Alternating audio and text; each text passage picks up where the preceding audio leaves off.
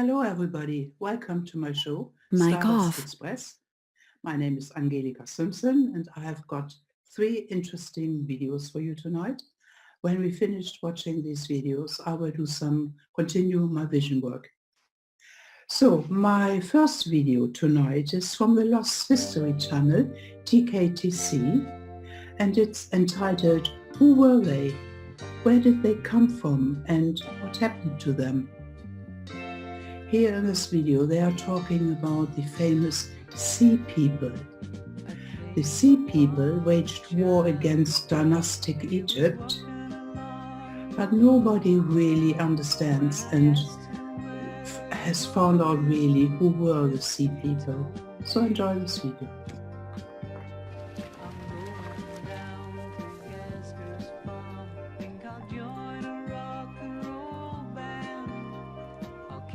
When considering the Atlantis myth, we constantly reference Plato's dialogue, and with good intentions. There are very little other records out there where we can say, yeah, this is related to Plato's description. But there are also loose documentations of forgotten civilizations from around the same period in time in which Plato may have been referencing. Plato got his knowledge of Atlantis from Egypt, and there are descriptions to this day of a great seafaring civilization, and the dynastic Egyptians reference them as the Sheridan. Plato states that Atlantis waged a war with Athens, and that there was a great event that occurred that destroyed Atlantis. Of course, recently the great work put forward from the researchers of visiting Atlantis has traced this event to have possibly taken place at Mauritania. But what happened to the Atlanteans? Who were they, and more importantly, where did they go after the civilization collapsed, literally into the sea? Wait till you hear this.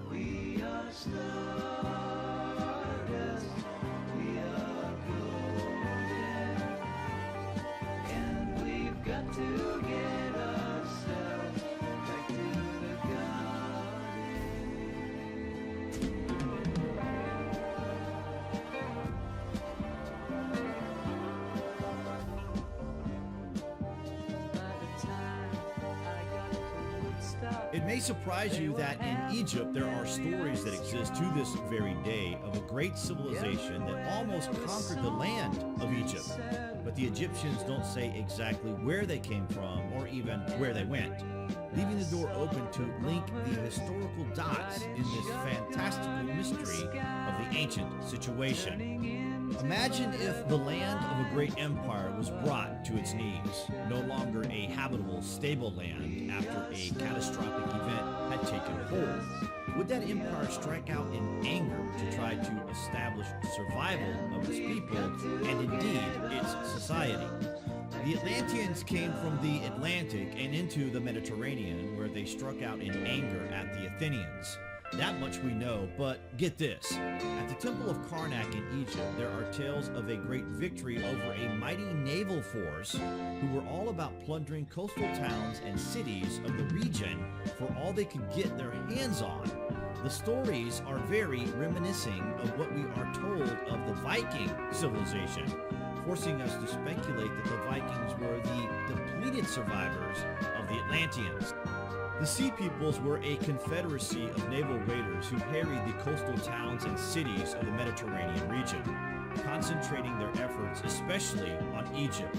The nationality of the Sea Peoples remains a mystery, as the existing records of their activities are mainly Egyptian sources who only describe them in terms of battle, such as the record from the stela at Tanis, which reads, in part, "They came from the sea in their warships, and none could stand against them." This description is typical of Egyptian references to these mysterious invaders. No ancient inscription names the coalition as Sea Peoples. This is a modern-day designation first coined by the French Egyptologist Gaston Maspero in 1881. Maspero came up with the term because the ancient reports claim that these tribes came from the sea or from the islands, but they never say which sea or which islands, and so the Sea Peoples' origin remains unknown. The three great pharaohs who recorded their conflicts and victories over the Sea Peoples are Ramses II, his son and successor Mer-Imptah, and Ramses III. All three claimed great victories over their adversaries, and their inscriptions provide the most detailed evidence of the Sea peoples. Ramses the Great was one of the most effective rulers in the history of ancient Egypt, and among his many accomplishments was securing the borders against invasion by nomadic tribes and securing the trade routes vital to the country's economy. Early in his reign, the Hittites seized the important trade center of Kadesh, and in 1274 BC, Ramses led his army to drive them out. Ramses claimed a great victory and had the story inscribed in detail and read to the people.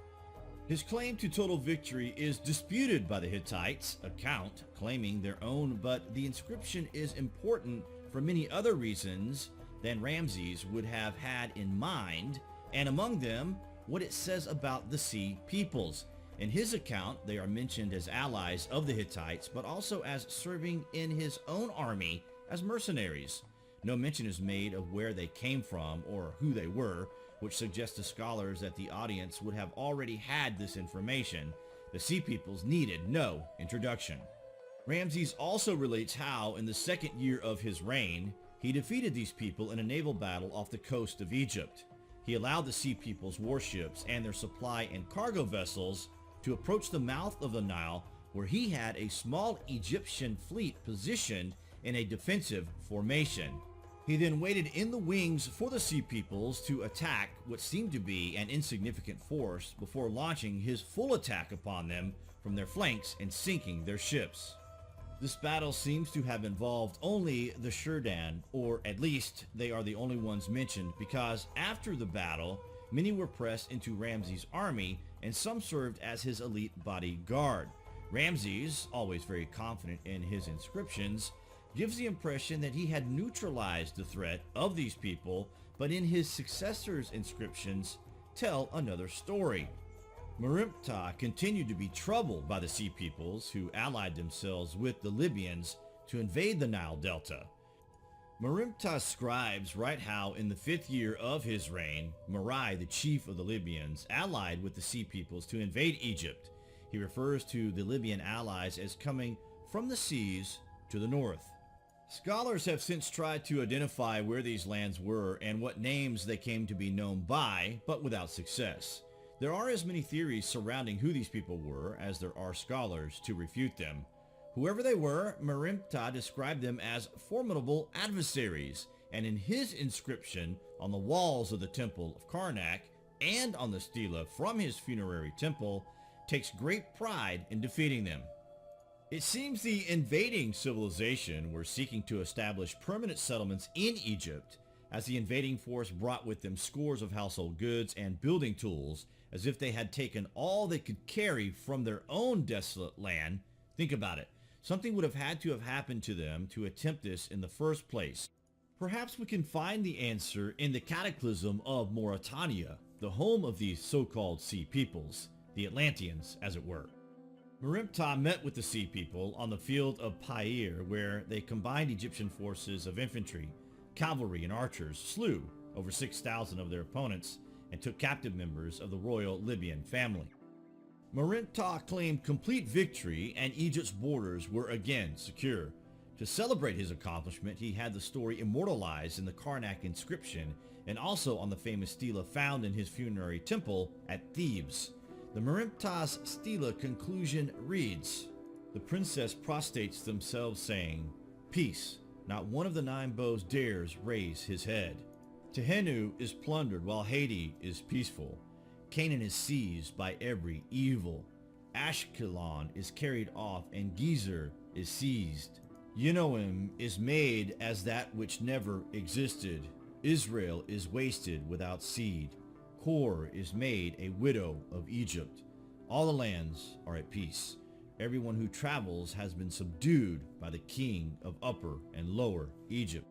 The 9 bows mentioned is the customary term the Egyptians gave their enemies, and Tehenu is the name for Libya.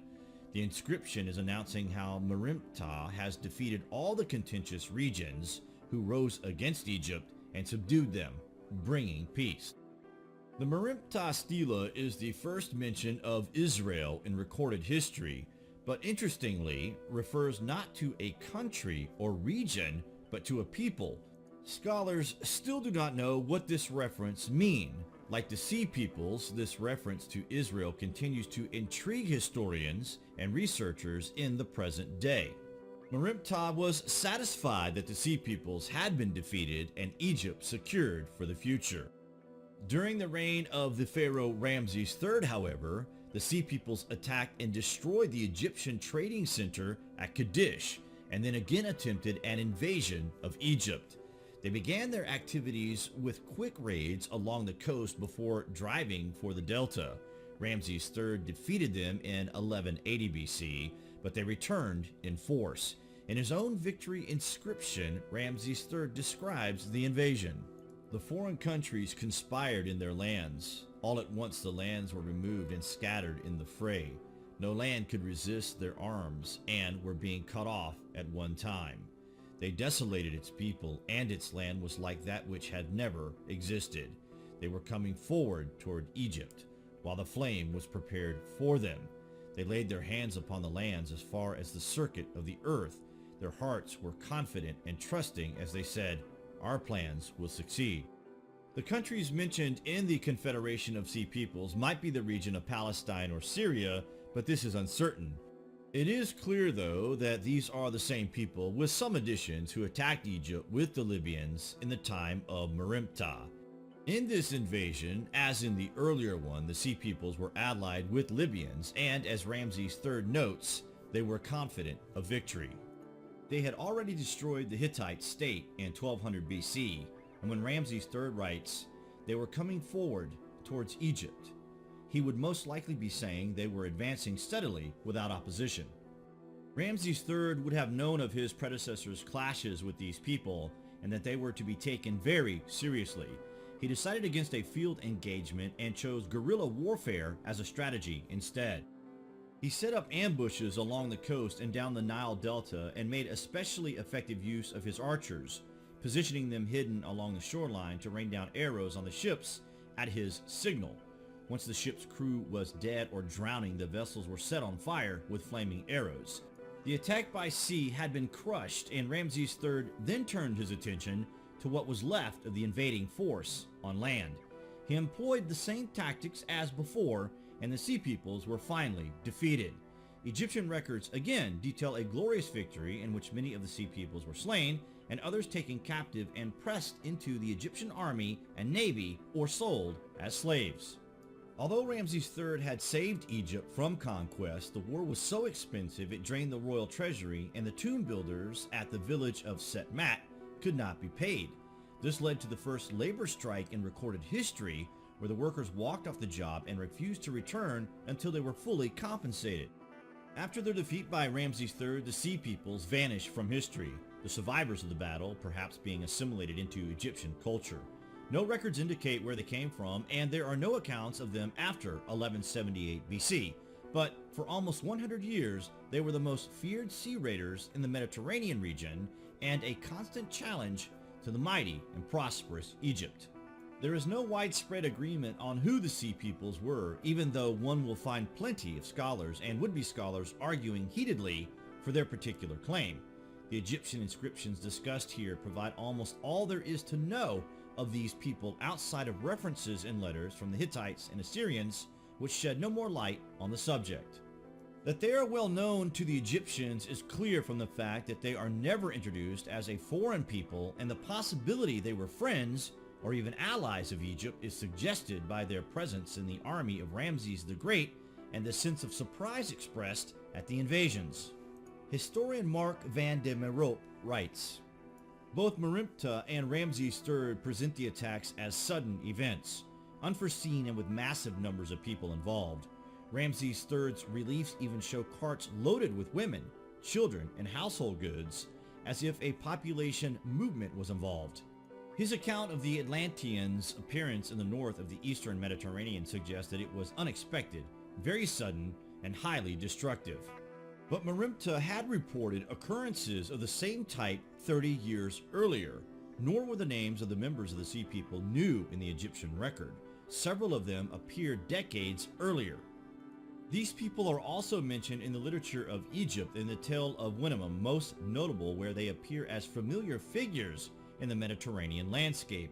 Why these people rose up so regularly against Egypt continues to mystify historians and scholars. Historians believe the question of these people's identity will never be known, and there is no longer a point in trying to discover it. One can wonder why the Sea Peoples have engendered so much passion, and why they still appear in every textbook on world history remains to be explained. What do you guys make of the Egyptian text regarding these people? Can it be related to Plato's account? Are these references to the mighty Atlanteans and the collapse of their society that forced them to try to move their people to a more prosperous country? The accounts do sound like the Viking landings of Northern Europe. Perhaps they are one and the same people, and if so, are the Scandinavians the descendants of such a mighty, far-reaching civilization? Just some food for thought, which we thought you would find interesting. For now, we don't have the answers, but at least we do have the questions. Comments below, and as always, thank you for watching.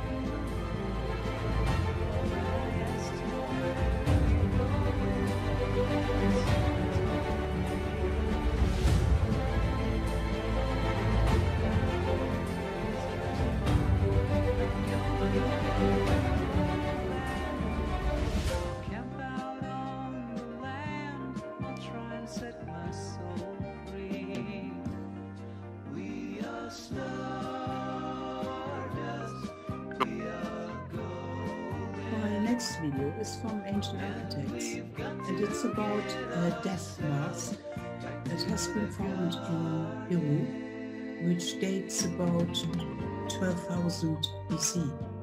So it's definitely pre-Inca. Enjoy this video. Then can I walk beside you?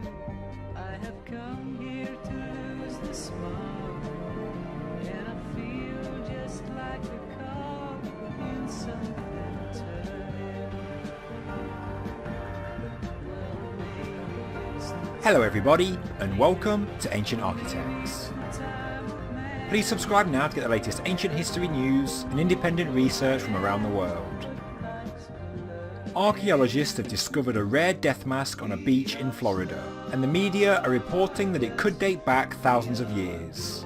Experts say that this is a sign that there are more ancient finds nearby. A team of researchers with Seafarer Exploration Corporation found the metal artifact on Melbourne Beach and believe it served as part of a funeral headpiece from an Inca or pre-Incan civilization in Peru, as reported by Fox 35. What makes this find extra special is that the ancient mask, which would have once been gold-plated, contains a precious metal known as iridium, which reports say is likely to have come from meteorites. Because of its rarity, experts believe it was part of a funeral headpiece of royalty, which was taken by Spanish tomb raiders and treasure hunters. Former MIT professor Dr. Michael Torres, who found the mask, told Fox 35, "This is some of the earliest evidence of man's ability to metalwork and to use iridium. That changes things, and may change the way we perceive ancient Peruvian cultures." He believes that it was seized by Spanish conquistadors and was part of a cargo of looted treasure that was being transported to Europe. The ship, known as La Conception, that was travelling from Cuba to Spain, sunk due to a hurricane in 1715, and Torres has been searching for the treasure for the past 11 years. He found the mask with a metal detector, and it will be given to a museum after further tests have been performed.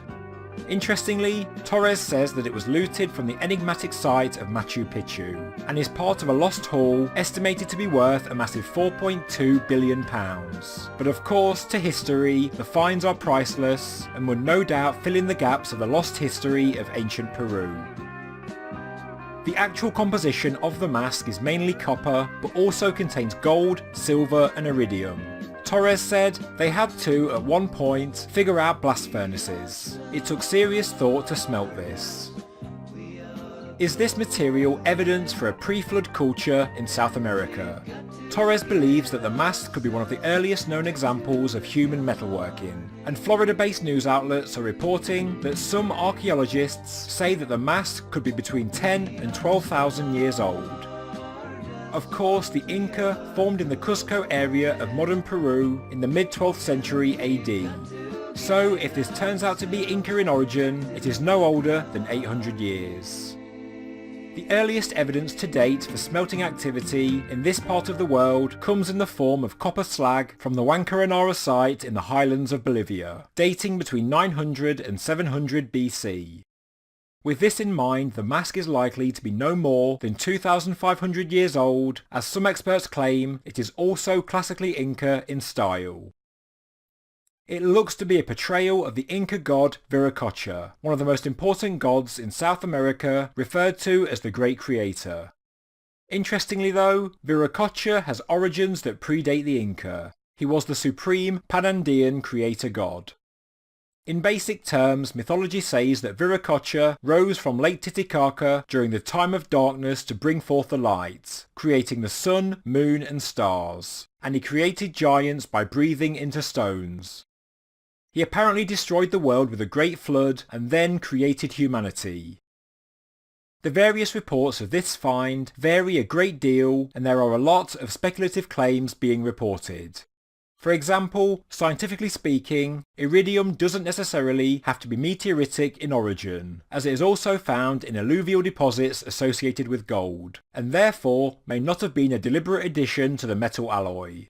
But of course it could be, and Torres said, to contain iridium, it came from a very, very important or royal tomb and was likely on its way back to Spain as a gift to royalty. Reading the news story, this find did excite me, as I was hoping that we are finding conclusive evidence of a far more advanced civilization that existed way before the Incas. It is my belief, and the belief of many, that the incredible stone walls and structures of Peru are certainly pre-Inca, from a lost ancient civilization, and this includes the enigmatic site of Pumapunku in western Bolivia. The Viracocha face on the mask does have a striking resemblance to the Viracocha depiction on the Gateway of the Sun at Tiwanaku. Many independent researchers, through observing astronomical alignments using computer software, believe that Tiwanaku is in fact 11 to 17,000 years old, which, if true, certainly has implications for the age of the mask, and hence the age of South American civilization. But here I should add that other researchers say that Tiwanaku dates back to no later than 200 BC to 110 AD, due to radiocarbon dating of organic material at the site, as well as the style of pottery found at the location. Scientifically, the age of the mask is unconfirmed, and clearly it is open to debate. If nothing else, I hope it does lead to the discovery of the ancient Spanish shipwreck of 1715, so that we can create a better picture of the history of ancient South America, and then we can rightfully return what is owed to Peru. Next month I am launching a second YouTube channel called Space and Planet, which will focus on Earth and space science news, as well as independent scientific research. Please subscribe now to give my new channel a head start, and I'll begin making videos next month. You can find the link in the description below. Thank you very much for watching this news update from Ancient Architects. If you enjoyed the video, please subscribe to the channel, please like the video, and please leave a comment below. Thank you very much. My last video tonight is from Disclosed Truth TV, and it's about the new Atlantis. Has the biggest ancient mystery finally been solved? They are not saying that they now have finally found out where Atlantis is. But what I like about this video, they have compiled all the existing knowledge and all the existing research about Atlantis and have put it together in a very, very interesting and fascinating way. So enjoy this video.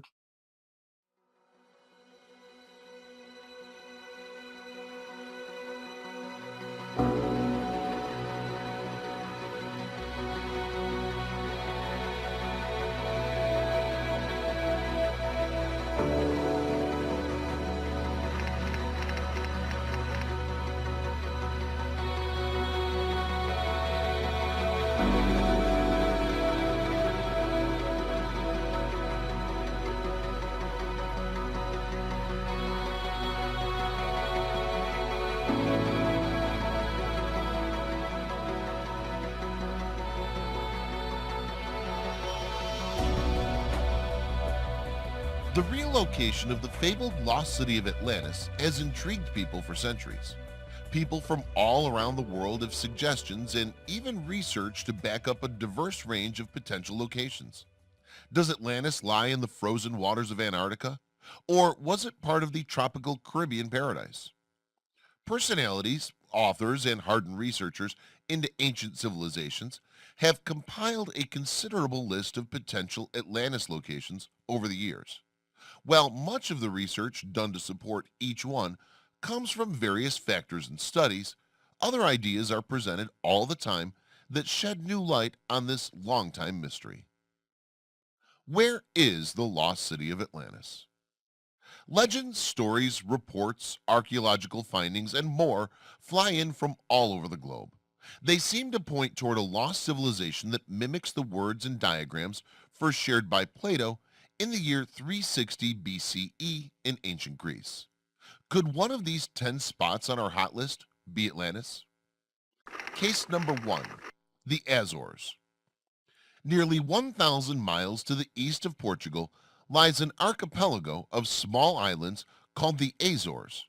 Although often believed to have been uninhabited until the arrival of the Portuguese in the 1400s, there are very real pieces of evidence that someone lived there far before the Europeans ever set foot on the land.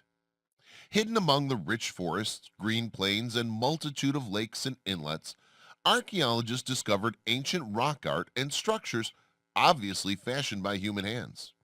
Was this evidence of an early trade route to North America? Or is it a sign that a successful civilization existed on these islands well before the history books report? Atlantis in the Azores. Whisperings in the ancient city of Atlantis existed in the Azores beginning early. In 1665, Athanasius Kircher wrote Mundus Subterraneus, a book that included, among other ideas, the supposition that the high crags and rocky promontories of the Azore Islands were actually the topmost peaks of Atlantis. Plato, the original author of details about Atlantis' existence, reported it as being a large island surrounded by the true ocean. As the ocean nearest his homeland of Greece is the Atlantic, it makes sense that Atlantis should exist somewhere within it. He also revealed that Atlantis sank beneath the waves, a catastrophe which obviously caused its destruction. The geological history of the Azores supports this claim. Bathymetric studies of the ocean floor in the area suggest the idea that this island chain was once a single large island before the last true ice age ended. Various other scientists refute these claims, but exact sea level changes back that far in history are not entirely accurate, so it's difficult to say. In Plato and other ancient works, the cause of Atlantis' destruction was war with the people of the Mediterranean region. Supposedly, the Atlanteans commanded a formidable naval force that conquered and colonized much for the known world at the time period around 9400 BCE. Modern explorations have found interesting evidence of long-gone civilization and buildings that now exist only under a lot of water. Pyramids in the small island of Pico seem to be human-made. Now, Google Earth satellite imagery has helped the curious find a rectangular grid structure over 400 miles wide on the ocean floor near the Azores. Could this be the footprint of the ancient city? Plato taught that Atlantis was circular, with alternating land and sea channels. Although the satellite picture shows an angular rather than round layout, it does appear to support concentric levels of streets or structures. Overhead shots of the Azores show interesting circular inlets, lakes, and mountains that come closer to matching his descriptions. Were these islands thrust up from the seafloor by volcanic activity? Or did they sink below the ocean waves due to climate change and earthquake action? Who set foot on these shores far before the Portuguese ever laid claim to them? The idea that Atlantis once thrived on these Atlantic Ocean landmasses looks to geographic study, modern imagery capabilities, and the combined writings of many Atlantis enthusiasts and Plato himself.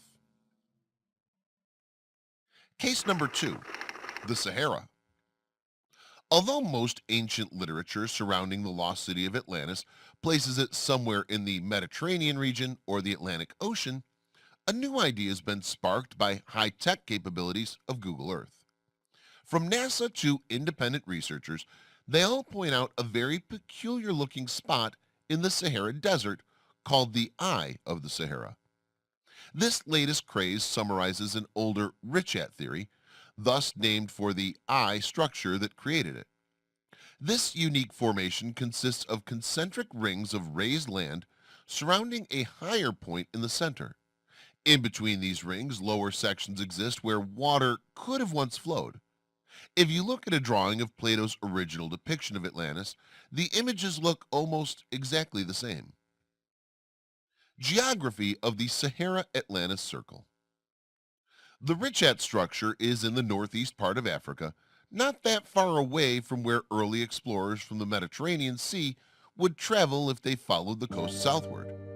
This supports Plato's assertion that Atlantis was beyond the Pillars of Hercules, which could be what he called the Rock of Gibraltar, and one of several mountains visible in the northern parts of Africa.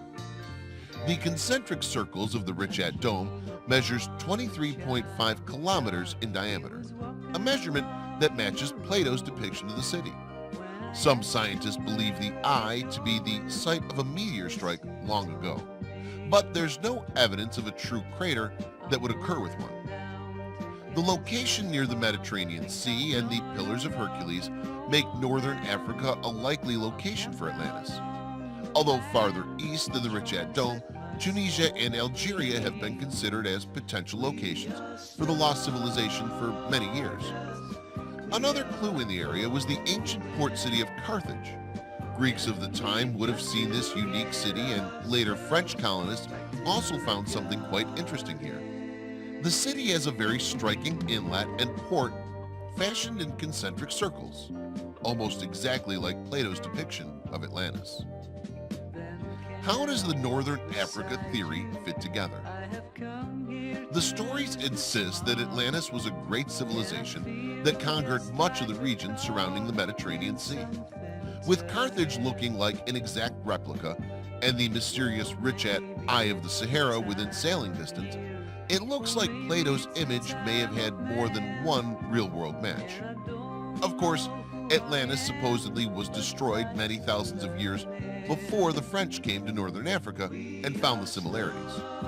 Scientific theories of massive comets triggering ice ages, fluctuating sea levels, and volcanic activity all play into the possibilities. Records of Hanno, a sailor from Carthage, traveling from that city between the Pillars of Hercules and south along the African coast, would have brought him directly past the Richat Dome. While much of the truth of Hanno's records are still up in the air, much of what he said indicated that he saw at least part of the destruction of Atlantis in the south. The Sahara Desert undoubtedly hides many secrets under its shifting sands. Can ancient tales, changing geography, and new satellite imagery tell us the truth? Case number 3, the islands of Malta. Although Plato described Atlantis as being past the Pillars of Hercules and surrounded by a great ocean, many people believe that it makes more sense to have been located somewhere within the Mediterranean Sea. In Plato's time, the Atlantic Ocean was frequently seen and sailed through, but the Mediterranean was more a part of everyday life. Although other islands in the sea could be the location for the lost empire of Atlantis, Malta stands out as a great possibility. It's important to note that Malta was not originally an island at all. In the time before reckoning, the Mediterranean Sea was created by a series of volcanic eruptions, earthquake, and tsunamis that flooded the plains. Perhaps this drastic natural event was the fabled destruction of Atlantis itself. It's possible that the entirety of the Atlantis Empire did not sink with the waves. Instead, much of it and the land bridge to the continent was destroyed, leaving only modern Malta alone. In the ancient writings about Atlantis, Plato described its destruction caused by what we can assume is an earthquake and tsunamis that made it sink beneath the waves and disappear. There's no doubt that these types of horrible occurrences happened in the region. Malta, although it still has plenty of dry land, is not as large as it used to be due to these natural disasters. It even used to have elephants, which Plato also attributed to Atlantis. The ancient evidence of civilization. This small Mediterranean nation has a unique claim to the oldest temples and man-made structures in the world. These ruins, according to archaeologists, date back 9,000 years or more. These Neolithic structures do not have a lot of history attached to them, since they were built so long ago and have changed use multiple times as civilizations came and went. Besides 35 structures still standing that give evidence of an ancient civilization, current people know little about, they share other qualities with Plato's ideas of Atlantis. Some are even arranged in circular patterns, much like his design of the entire city. They exist on multiple islands, just like Plato indicated as well. Further indication of the Malta-Atlantis connection appears to come from an archaeological site found underwater in the Mediterranean Sea in 1999. Not only do some of the man-made structures appear to look like temples found on land, some scientists observe what could be cart tracks worn into the stone. With the tale of its destruction by earthquake and tsunami, the ancient evidence of scattered temples and the proximity to Plato and his detailed rendition of the Atlantis story, Malta seems a great candidate for its location. Add in the fossilized elephants and other large creatures the tales told of, and the fact that the islands used to be part of a larger landmass, and the possibilities only increase. Perhaps the lost civilization of Atlantis was much closer to Plato's home than we think. Case number 4, Bimini. Surrounded by the blue waters of the Atlantic Ocean, the small island of Bimini stands out as a rocky jewel. Below the water surrounding it, an even more valuable find has been made that may give a clue about the actual location of the mystical civilization of Atlantis. In 1968, the zoologist Dr. J. Manson Valentine discovered an underwater structure stretching across the ocean floor.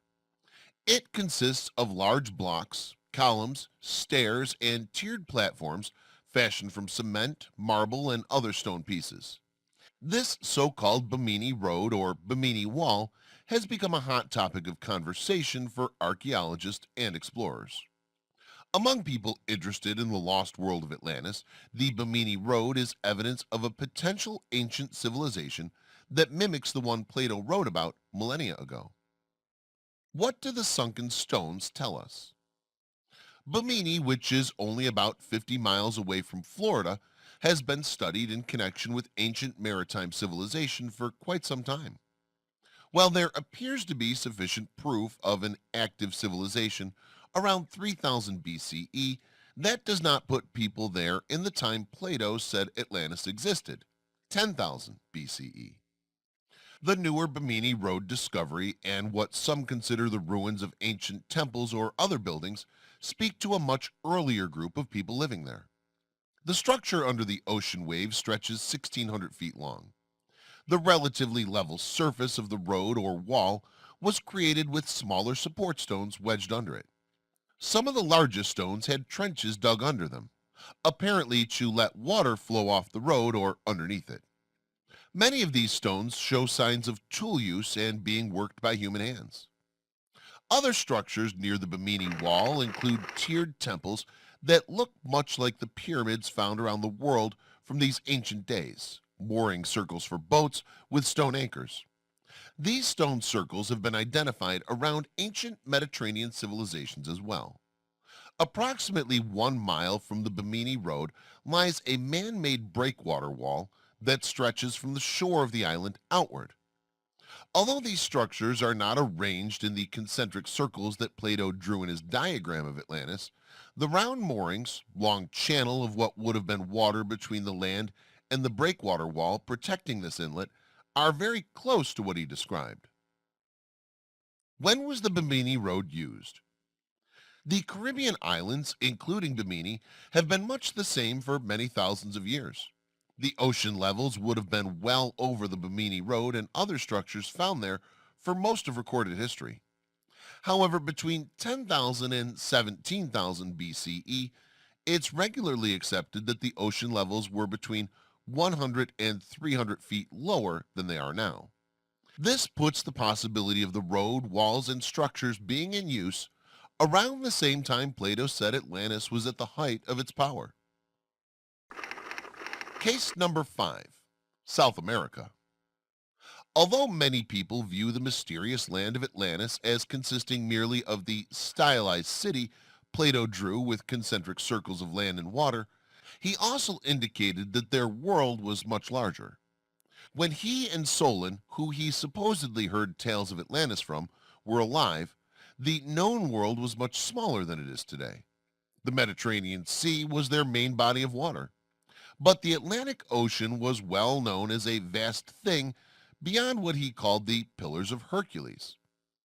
Atlantis was set to lie in this true ocean beyond the pillars, which include the Rock of Gibraltar and one of a few possible North African mountains easily visible from the straits. Plato described it as larger than what he knew of Asia and Libya put together, consisting of mostly a flat plain surrounded by a tall line of mountains. The map of ancient Atlantis. Using all of the hints and description in Plato's work, a man in the 17th century named Athanasius Kircher drew a careful map of the entire landmass of Atlantis. Although he got the original layout of the insula Atlantis in correlation to Europe and Africa upside down, the shape and layout of the shoreline and physical features are nearly identical to the South American continent as a whole. It features a long, straight coastline to the west, a curved and scalloped northern coast, mountains towards the west, and even the correct location of the Amazon, Plata, and Orinoco rivers. There's no point in history where the entire South American continent sinks beneath the waves, of course, but it's quite possible that the city with concentric circles was flooded to fulfill Plato's apocryphal ideas. In fact, the currently named Bolivian Altiplano is a possible location of the Atlantis city itself.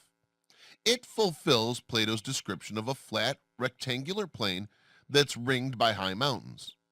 It even had deposits of metals such as copper and gold that Plato said were used to decorate the Atlantean buildings and walls. A history of both earthquakes and catastrophic floods occur here. Explorations in South America. While most of the ruins that explorers have found in South America are credited to the Mayan, Aztec, and other native populations well after the supposed destruction of Atlantis, early adventurers have gone to this continent specifically to search for that lost civilization. Overall, the supposition that Atlantis is actually the entire continent of South America is not backed up by a lot of physical evidence. Were the old map makers correct in their comparison between Atlantis and South America? Or does such a large and obvious landmass not make sense with Plato's description of a smaller but powerful civilization that sank beneath the ocean?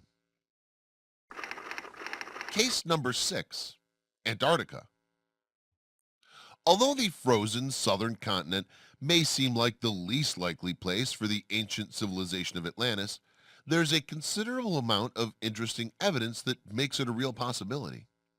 With the enormous amount of interest in Antarctica of late, this is now the #1 preferred Antarctica location.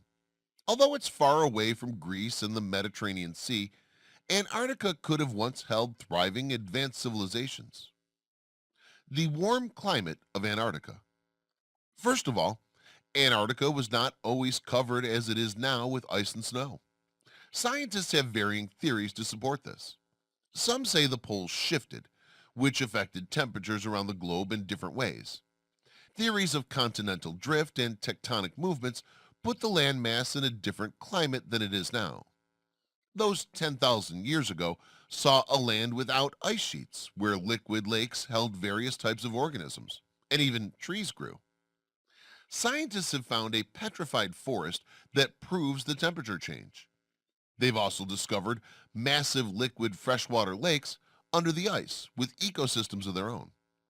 Perhaps most interestingly, the ancient Piri Reis map clearly shows a southern continent with ice-free land down below South America. This map, resurrected by explorer Charles Hapgood, is the recreation of multiple earlier maps made by a Turkish admiral. Knowing a continent used to be conducive to life and could support human habitation is a long way from calling it the home of Atlantis, however. Plato said the city sank beneath the waves of the great ocean, while Antarctica froze over with ice during a long time span. There's little chance of a vast civilization on that continent taking over the Mediterranean countries with ease. Evidence of human structures and life. Even with warmer weather, trees for wood to build with, and lakes and fields full of food, there may have been no people on Antarctica all the way back 10,000 plus years ago.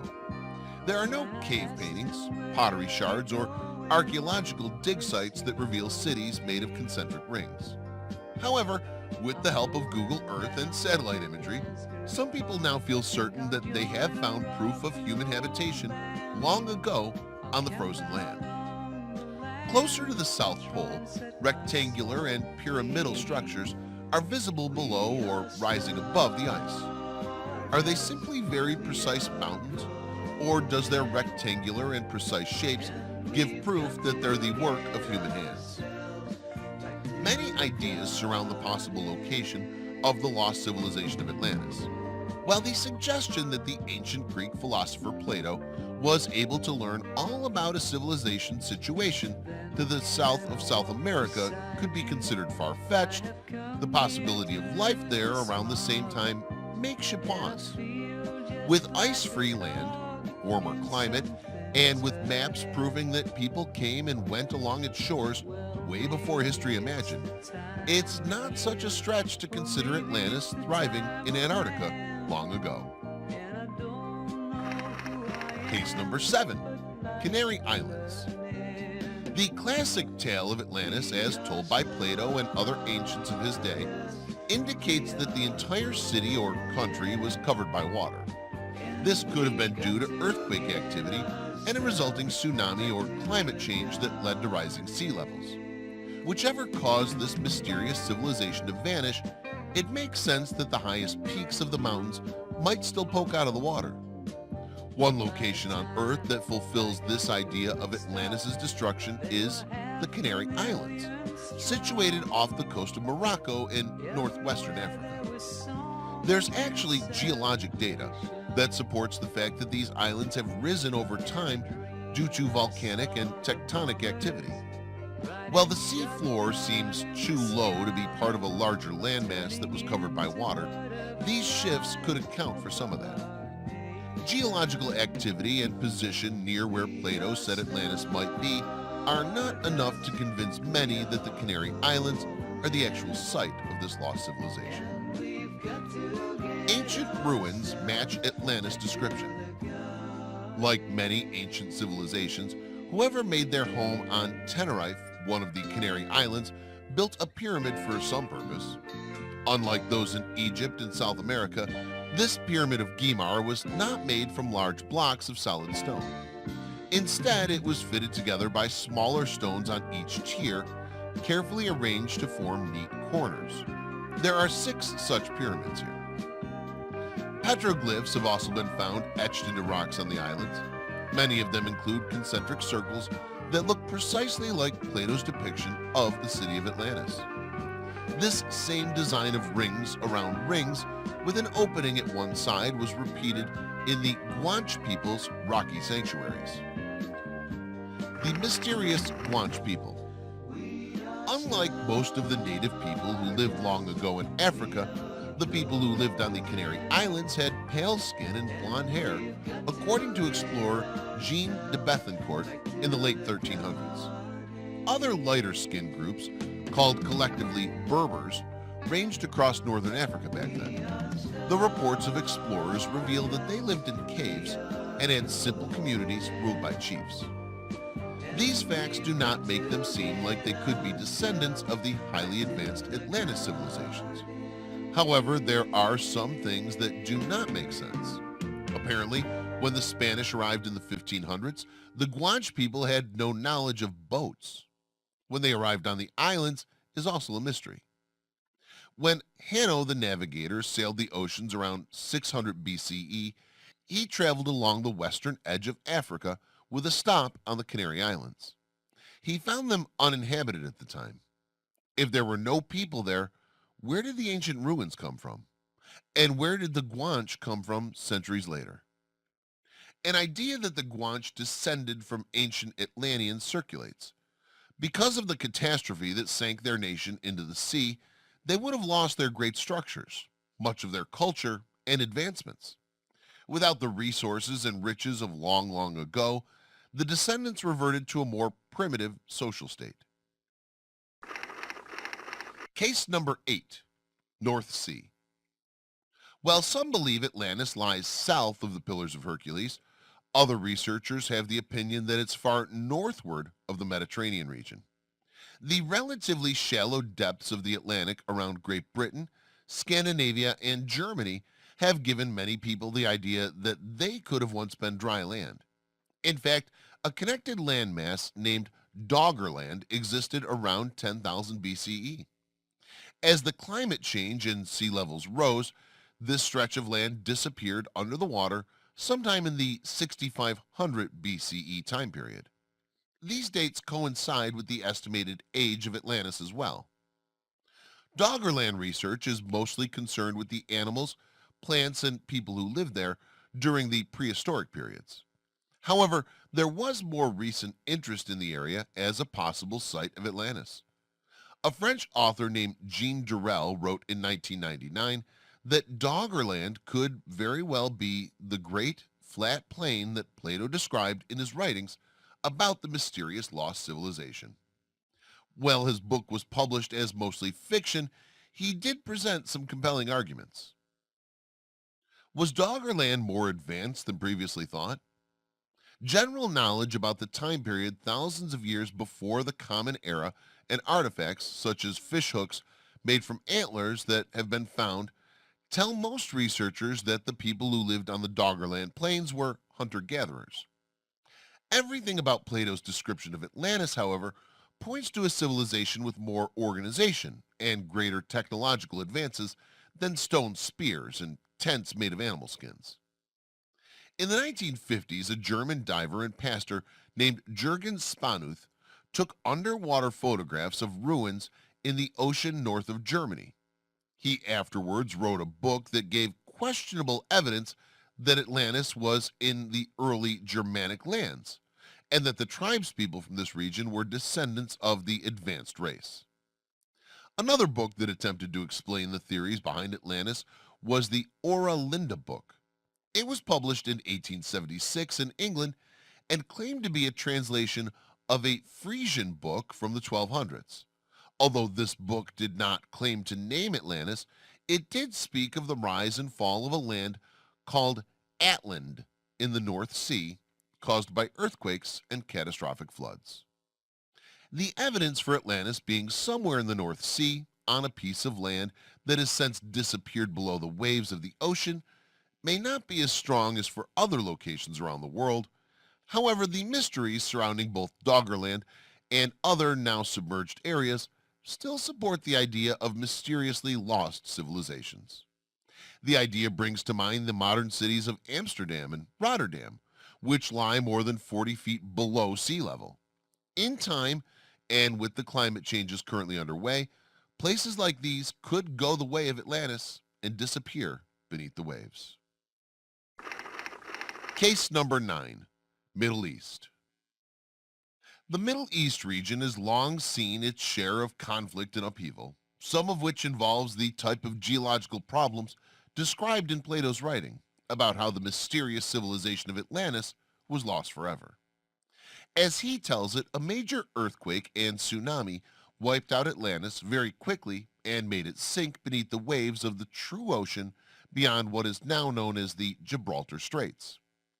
Although not commonly plagued by earthquakes, the geography of the Middle East has nevertheless changed over the millennia. There's been evidence of human habitation that's now only found below the sea. For example, Robert Ballard took a submarine into the Black Sea and found the remains of various structures about 300 feet down.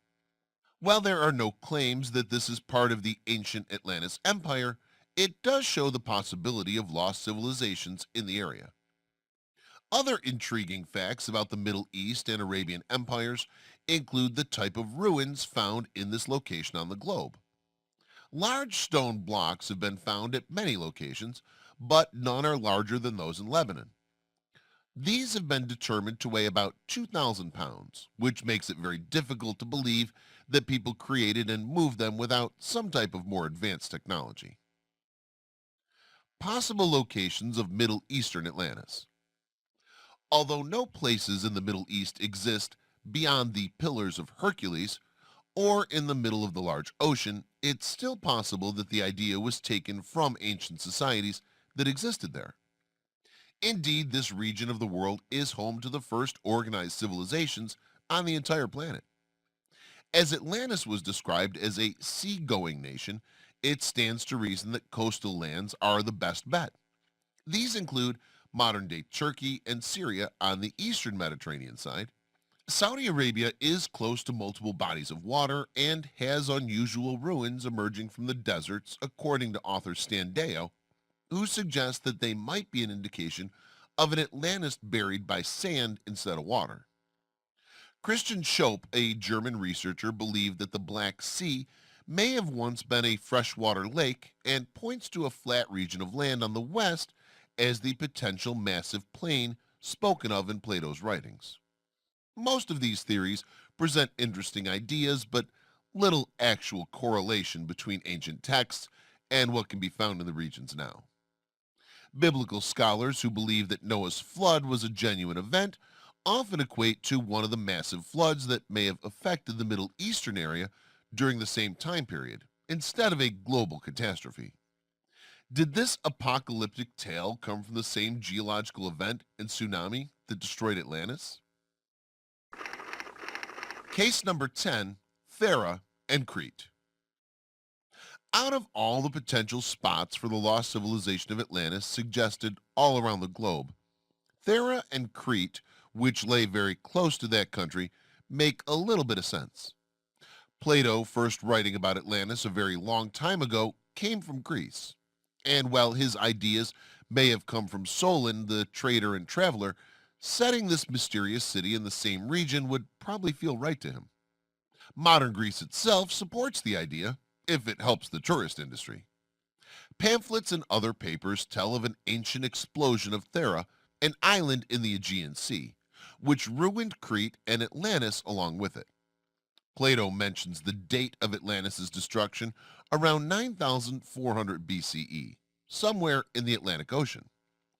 Whether supported by archaeological findings or merely speculation on the part of the locals, Atlantis has also been considered at a location just 300 to 400 miles away from Athens, Greece. Volcano and tsunami destruction force. Is there any evidence that supports the claims of the ancient civilization of Atlantis being on one of these islands or in the area at all? If this is true, then Plato might have gotten his timeline confused. The eruption of the volcano that destroyed Thera and swamped Crete and other places nearby with a tsunami happened somewhere between 1628 and 1380 BCE, rather than 9 to 10,000 years in the past. Current-day Santorini Island remains. It was incredibly destructive, one of the worst eruptions in the history of the world, and did destroy human settlements. The advanced civilizations in the area.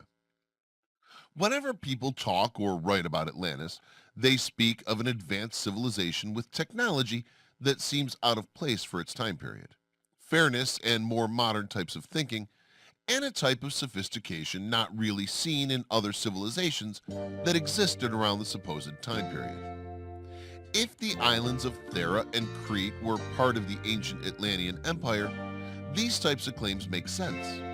One of the early powers to stay on these and other islands in the Mediterranean Sea was the Minoan civilization. They were powerful, rich, had an advanced navy, highly developed agriculture with irrigation systems in place, and impressive art and building skills. These things and their seeming control over the area make it sound a lot like the Atlantis of lore.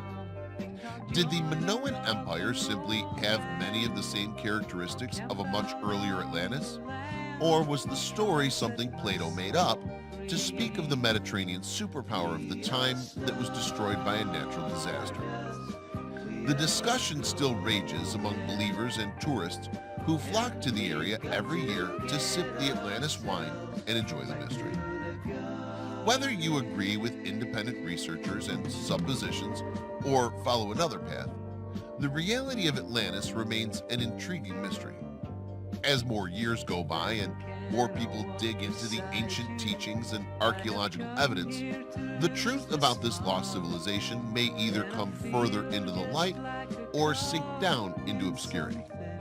Recent interest into Antarctica has catapulted this location as the primary candidate. Atlantis may rest on the bottom of the ocean with crumbling pillars and roads mapping out the places where its citizens once walked. It could be frozen under a container's ice, hidden by the Earth's changing dynamics. Or perhaps its crumbling remains exist in lands where unusual and seemingly impossible stone architecture still stands today. The quest for the truth leads down many roads and still thrills many who dream of the wonders of an advanced Atlantis civilization.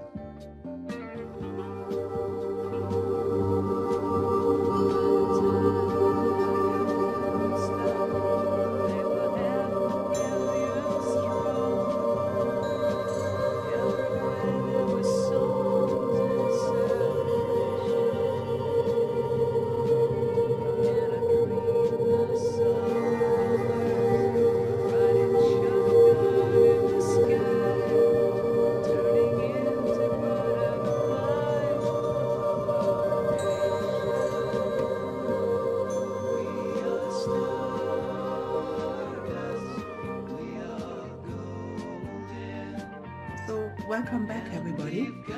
I now would like to invite you to join me in my vision work. What I really would like to know is how are you getting on with the stuff I have taught you so far, when you, in what way you have developed your own daily routine, how you find it, what you have discovered. I really would appreciate your feedback. So it gives me an idea of how people are dealing with the stuff I'm presenting to them. So before we start, make yourself really comfortable on your chair. Feel yourself into your shoulders, into your head, to your neck. If everything is loose and relaxed, focus on your breathing, if your breathing is normal. And then take off your glasses. Take off your contact lenses if possible. If it is not possible, you have to leave them in. And before we do anything, I want you to, wherever you are, just to look around. Become aware of what you can see, how your eyes are feeling, if they are tired, they are achy, they are itchy, whatever, however they are. And I don't want to go through the routine again today. I will do this another time. But I definitely want to remind you to continue doing your nose work, which is wherever you are, whenever possible. Doesn't matter if you've got your glasses on or your contact lenses in, start outlining objects with your nose, close up and further away. Get into the habit so that your eyes can relax and make sure your eyes are not taking over. So you're really working with your nose. Today I want to work colors. A particular color today is the color yellow. before we do anything with the color yellow, I want you to look around in your room, in your environment, from where you are, and paint in with your nose, which has a brush attached, a paintbrush. And with this magical paintbrush, paint over all the things that you find in your room that are yellow. I give you a moment to find objects and then paint them in yellow. Whatever you find, close up, further away. If by any chance there's nothing in yellow, then choose any other color and paint it yellow. If it's red, just paint it yellow. If it's green, just paint it over yellow. Just do this for a while so that your brain gets used to yellow.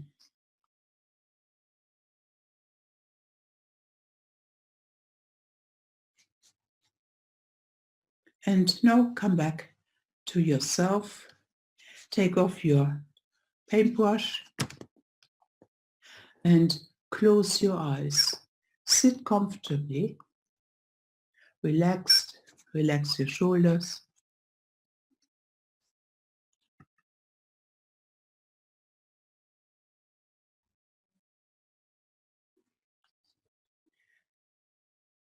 What I want you to focus now with your eyes closed on the color yellow.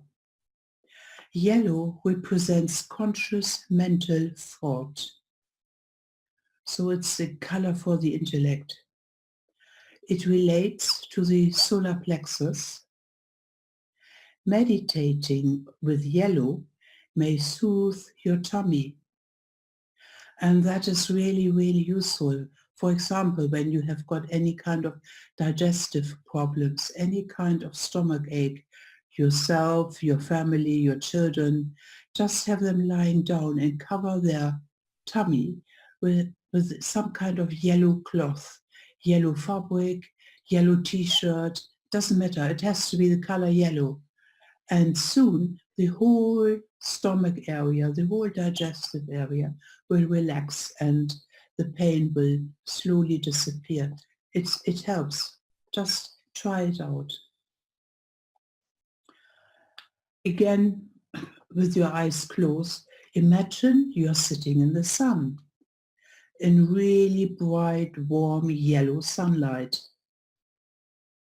Imagine your whole room turns into yellow.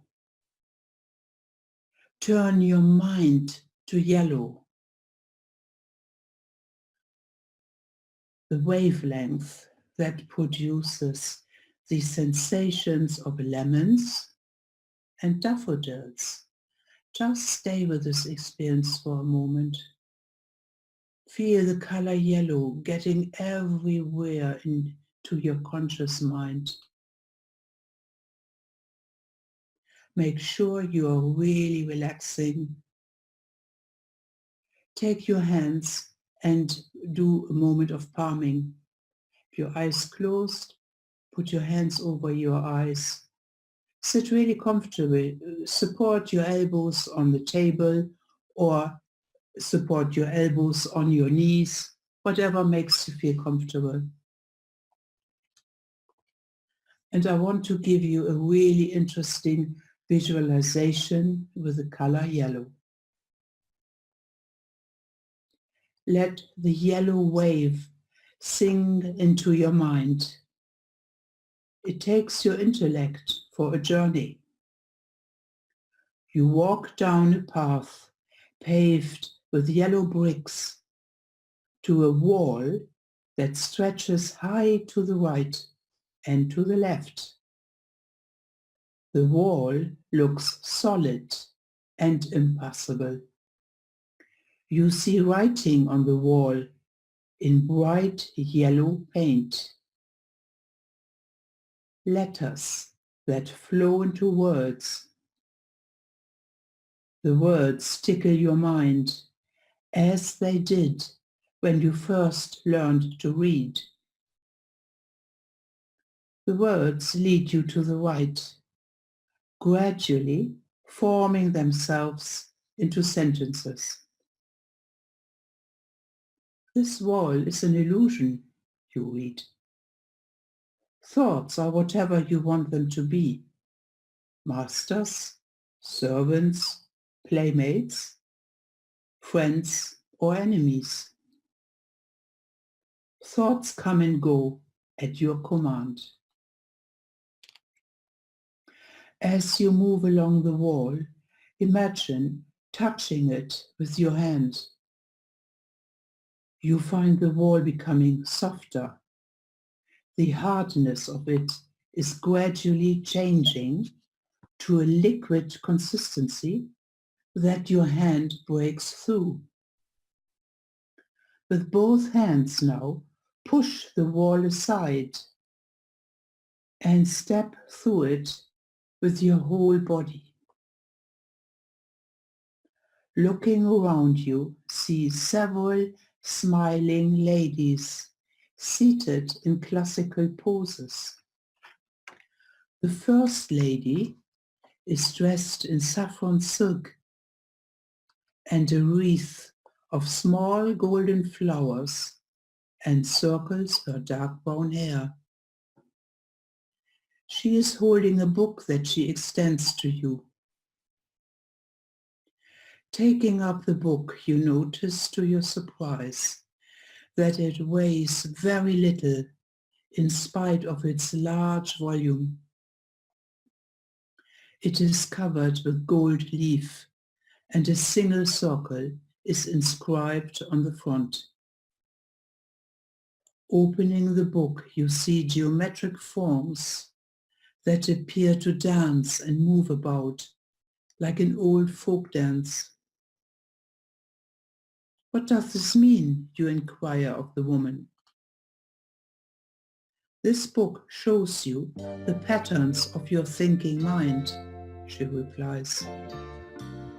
The patterns that are basic to your mind are shown to you without specific content. By absorbing the images of this book, you will see that you are able to think clearly at all times. You will be able to connect and rearrange thoughts, picking and choosing the thoughts you wish to use to form and influence your life. Take the book with you. I wish you joy as you play with your intelligence. The lady then disappears, as to her companions, who will reappear upon your next visit into the yellow world. The atmosphere around you becomes suffused with a golden glow. Your mind is bathed in clear yellow, a thoughtless state that prepares you for a new return to thinking and communicating in your daily life.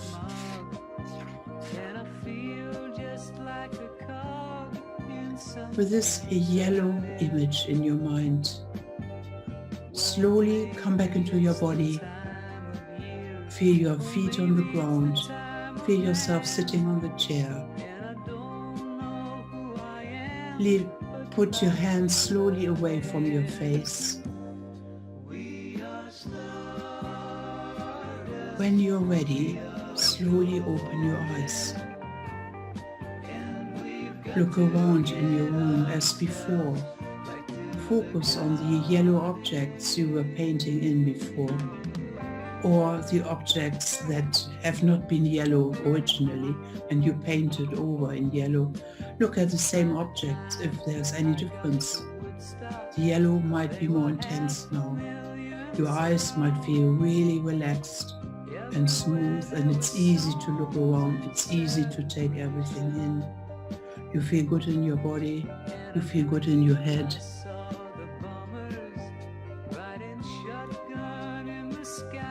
I want to read you a comment that I had today from the chat, which I think is really makes me happy, and I think you will like to hear it as well.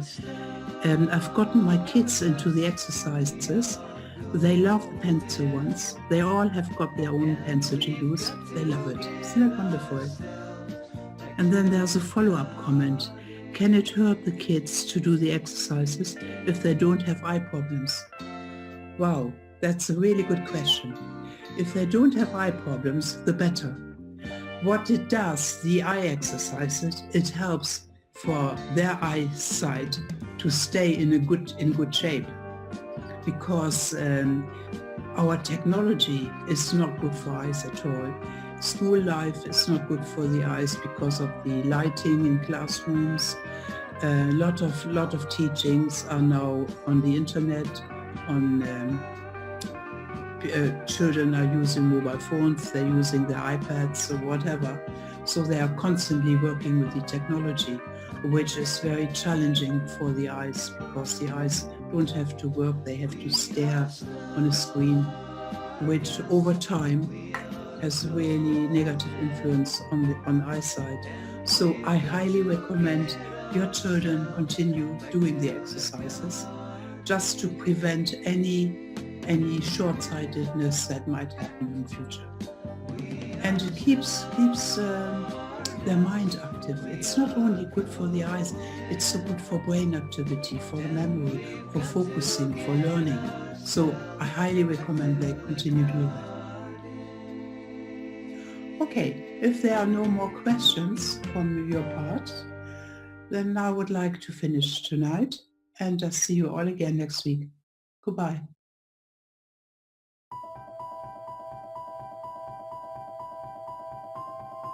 Humanity has been on an epic journey of discovery, learning the truth about the world we live in. New discoveries about the true origins of humanity, ancient history, free energy, as well as the systematic corruption of world governments are now on the forefront of our daily reality. Is the world headed towards destruction based on control and power? Or is an opportunity now being presented to shift and uplift into a higher consciousness? My name is Mel V, co-founder and creative director of Conscious Consumer Network, an independent broadcast network that was launched on the 1st of January 2015. In the last 3 years, Conscious Consumer Network has broadcast over 2,800 shows in multiple languages, featuring guests from across the world, whilst creating media that is aimed at the creation of a free, fair, peaceful, just, sustainable world. Conscious Consumer Network provides full training and an interactive support network for all broadcasters, and we are always looking for inspiring and educational content. Hi, this is Lady Liberty. And this is Miro Siegel. In 2018, Conscious Consumer Network has expanded to multiple broadcast locations, increasing our availability and reach across the world, remaining on the cutting edge of independent media. If we wish to create a better world, we must first create better media, geared towards real education instead of indoctrination. You guys really are what changing the world is going to be about. It's educating kids at a grassroots level. Having become a pillar of stability in the turbulent world of independent media, we have even more going on in 2018. Conscious Consumer Network is a publicly funded network, and we rely on all of you to keep us on the air. Show your support for independent media by donating to our 2018 Network Support Fund. Dare to seek a better world. Support independent media.